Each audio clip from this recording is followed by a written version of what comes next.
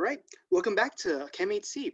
So today I wanted to talk about the Stork synthesis. And I could talk about the general mechanism, but I wanted to give an example of how we can actually use the Stork mechanism to do alkylations. So the first step that we need to look at is, let's say we have this reactant right over here. Now, this reactant, as you can visually inspect, is just a simple ketone. And so if we can react this ketone with some secondary amine right over here, and this has two R groups, in this case it'll be methyl groups. We react it with some catalytic protons in here in this enamine. We do an enamine reaction and we get this double bond between this original carbon right over here, as well as attaching this secondary amine onto where the C double bond used to be. Now, usually if this was CHEM008B, this is where we'd stop, right? But this is CHEM008C, and we can do more reactions based on this double bond right over here. Well, one of the first steps that we can do is this double bond is very nucleophilic. So because it's nucleophilic, we can take these electrons and do an SN2 reaction on any primary alkyl groups. And so from here, we can move these electrons onto the I, do an SN2 reaction, right? But remember, this N over here can be used to make a new double bond between this N and this carbon right over here to stabilize this positive charge that we get. And so after we do this, and note that the bond between this I right over here will end up bonding to this carbon right over here. So one way to look at it is that wherever bond is between the halide and wherever your carbon was, that's essentially made wherever the CC double bond is going to be. And so that's will be an alkylation by SN2, but we still have this positively charged N that shows up. And so because of that, we can do an aqueous workup, just use simply water. And what we get is our ketone, or a new ketone, that shows up at the very end. Again, this is the new bond we made, pure carbon, new carbon-carbon bond. Now, let's compare what we got at the beginning to what we got at the end. Both of these are ketones, but this one happens to be a bit more substituted because we did this alkylation step in the very middle.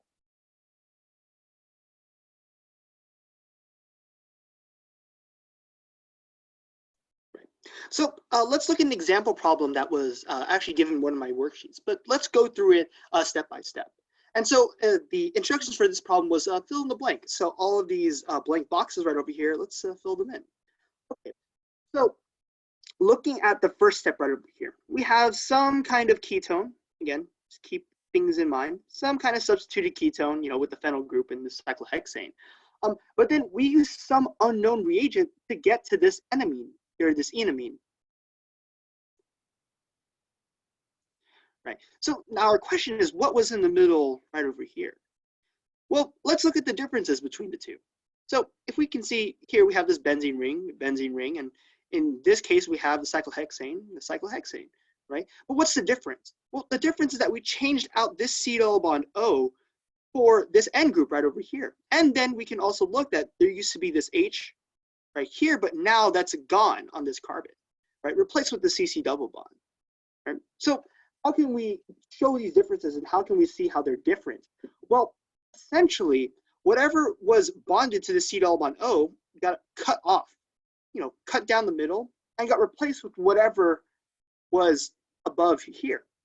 Well, that's one clue that we can look at. In this case, well, we need some kind of secondary amine in order to even do this reaction. Well, the identity of the secondary amine, it would be whatever was cut off from this bond right over here, right next to this double bond that's showing up. In that case, this would be our secondary amine. So this dimethyl amine. And no, this isn't the entire reagent. We still have to use some sort of catalytic hydrogen, not strong, just some catalytic source right over here. Okay, so that's good. We figured out the first one, but let's go check to see how we can continue moving on. All right, so part of the Stork synthesis is that we use this double bond right here as a nucleophile.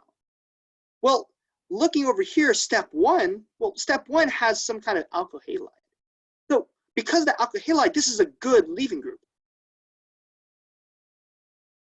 And well, because it's a good leaving group, this molecule right here, and especially since it's a primary carbon, that entire thing can do an SN2 reaction. So it can do an SN2 reaction, but what electrons do we use?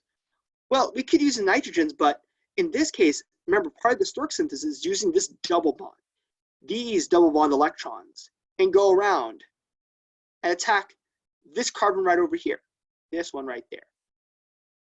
Remove that Br, and then to stabilize our new charge, we just have to make a new double bond between this N and this C.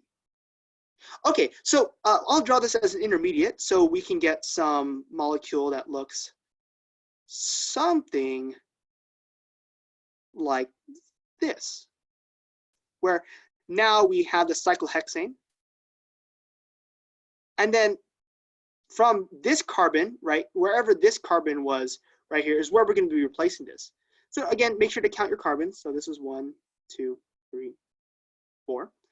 And in this case, we have 1, 2, 3, 4. 1, 2, 3, 4.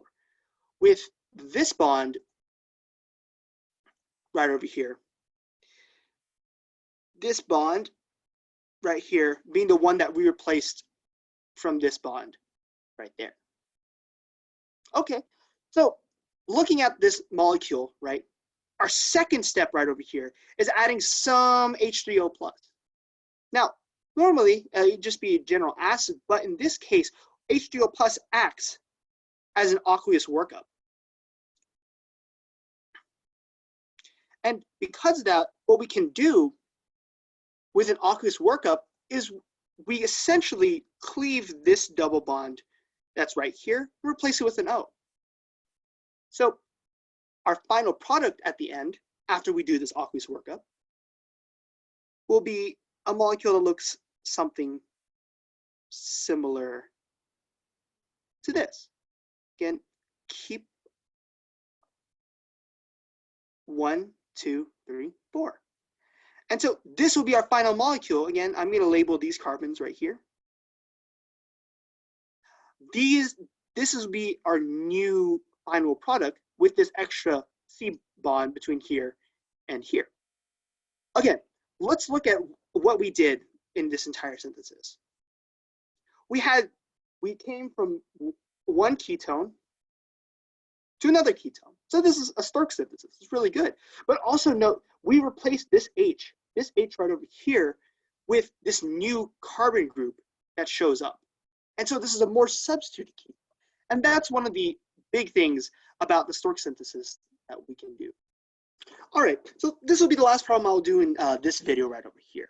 So the directions for this problem, this is problem 2B in my worksheet, is we want to make some kind of synthetic pathway to get from this this molecule all the way to this molecule.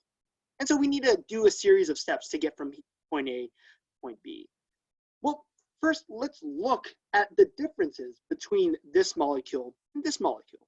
So just keep in mind, looking at this reactant, we have this methyl group right here. Essentially, there will be some ethyl groups right over here. CH2, CH3, CH2, CH3. Okay, looking over onto this side, right? Well, some of the similarities are still around here. We still have a CH3, a CH2, so that's one of them, right? Well, the difference is, well, okay, so we have this CH3 group right here, and this is part of what we had right over here. But if we go one up, this is now just a CH group right here. So this is our methyl group that we've seen before. This right here is some CH, not CH2, but we had a CH2 here. So what was replaced? Well, we still have that new bond. And so whatever was here past this bond is something that we've added. Okay, let's keep that in mind, right? Okay, and also let's compare the two products at the very end. Well, we have a ketone, you know, nothing else, just alkyl groups. And in this case, well, we still have a ketone, right? However, while these are both ketones, this one right over here is going to be more substituted. Okay, well, let's think about the reactions that we've learned that will we go from a ketone right here to a ketone that's a bit more substituted. Well, if you said Stork synthesis, that would be correct. That's the problems that we did before. But how can we use this to our advantage, right? How can we get from here to here? Well, first off, we need to make an enamine, right? Part of the Stork synthesis is making the enamine. So what we can do, we can add some secondary amine. So it could be, something that looks like this 5-membered NH, and then some catalytic H+. And so what we can get from here is, well, we remove one of these hydrogens and we cut off the C double bond O and replace that with our secondary amine. So we keep the same carbon structures, add a new double bond, and replace this with our 5-membered N right over here. Okay, so this is the enamine that we're talking about. Well, that's fine and dandy. That's good. We still need to get to over here, right? Well, let's look at what we added, or what bond was between here and here. Okay, so we have this cyclohexane ring, or I guess in this case a carbonyl. But this new bond that we've made between here and here, well, that had to be made by something. Something else I would have had to be there in order to make this new bond. Well, as we learned in the previous problems, wherever this new bond is was where, one, there would be an H, or there would be this CC bond, but also, two, there had to be some alkyl halide, some halide. So it could be Br, could be I, could be Cl. For this problem, let's use something that's somewhat close to halide. In this case, we need a new bond right over here, and I will draw that in red. And let's say we use Cl. That's no problem. It's a really good leaving group. It's a really good alkyl halide. So let's do the synthesis. So I'll be doing this in blue. We can take our double bond, attack onto here, move these electrons back into Cl. This N over here, again, can stabilize whatever charge was made. So it makes that new double bond between here and here. All right. And so what does our product look like at the end? Well, from here, we still get our same carbon-carbon structure, right? However, we add this new bond right over here with this bond, this position being the new one that we've added. Wherever that Cl was, that's where we made that new bond. Okay, well, let's continue drawing our molecule, right? Remember, we made that new double bond with the N. Make that 5-membered ring that we had before, and now this is a positive charge. Okay, we're so close. We're very close to what we need to get to, right? We're just one step away. Well, the next step is, well, we need to remove whatever this is right here. We just need to cut this C double bond N double bond right here. And we can replace that with an O. Now, one way that we can do that, or well, honestly, the best way as part of the synthesis is we can just use aqueous workup, just some H2O.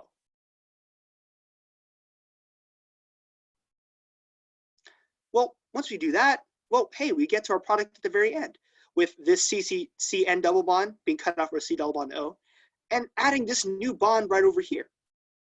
So keep in mind when we're doing these Stork synthesis is that you want to look at what changed between each molecule. What can we recognize that is similar to this? One of the biggest things that I saw was, hey, there's this ethyl group right over here. And then the ethyl group still shows up. So, okay, we only need, so whatever this is doesn't react. However, comparing this side and this side, that's a little bit tricky, but that methyl group at the very end of this one and this methyl group sort of matched up. So that's one way we can test a new bond. And whatever new bonds, we had to make that in itself. Also, we want to look at what our reactant was and our product was. If we look at our product and our reactant, compare them, well, they're both ketones, but our product happened to be more substituted ketones. So if one reaction does that really well, and that would be the Stork synthesis.